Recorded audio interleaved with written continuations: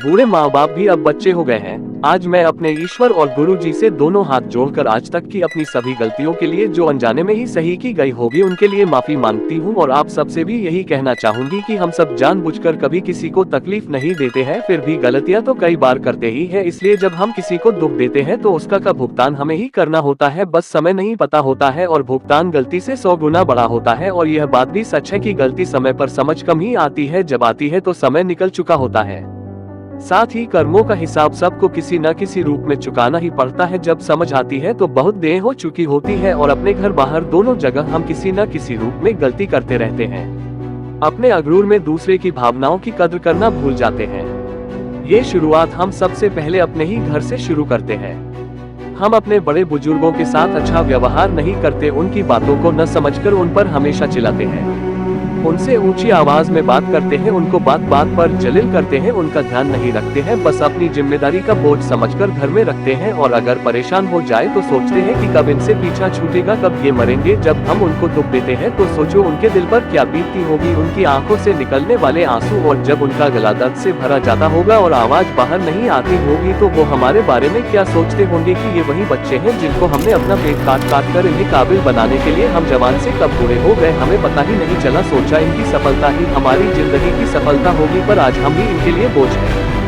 भगवान हमें ऐसी जिंदगी से अच्छा है कि मौत मिल जाए, क्योंकि इंसान सिर्फ हारता ही अपने बच्चों और अपनों से है। और बच्चे भूल जाते हैं कि ये माँ बाप ही है जिन्होंने हमें अच्छी जिंदगी और जीने के काबिल बनाया है। हम जितना प्यार अपने बच्चों से करते हैं क्या उतना प्यार अपने बुरे माँ बाप से भी करते हैं? शायद 90% नहीं होगा, क्योंकि माँ बाप पर कम ही लोग ध्यान देते हैं और जिम्मेदारी न के बराबर समझते हैं। और अगर माँ बाप बीमार हो जाए तो बच्चों पर खास फर्क नहीं पड़ता है, बस एक जिम्मेदारी के साथ इलाज करते हैं और उसमें भी सोचते हैं कि कम पैसों में या मुफ्त में ही इनका इलाज हो जाए तो अच्छा है। और अगर अपनी औलाद बीमार हो जाए तो अच्छे से अच्छा डॉक्टर खोजने लगते हैं।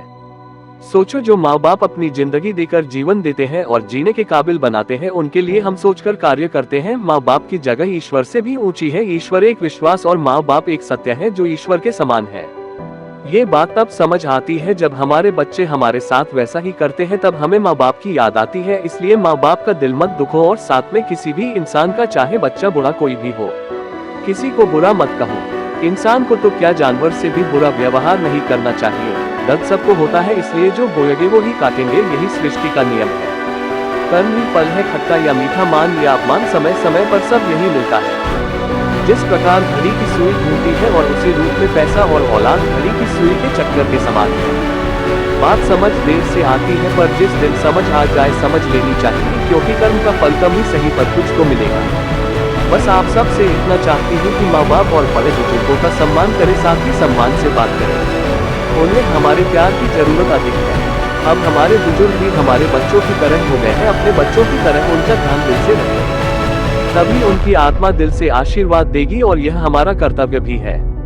अगर हम सब मिलकर सोचे तो कोई माँ बाप दुखी नहीं रहेगा और इस धरती माँ की गोद में कोई अनाथ आश्रम न होगा। धरती माँ की गोद से प्यारी मेरी माँ की गोद है, जो बचपन की मीठी यादों से मेरे कण कण को खुशियाँ से भरती है। पापा की डांट एक कड़वी दवाई की तरह एक सफल जीवन देती है।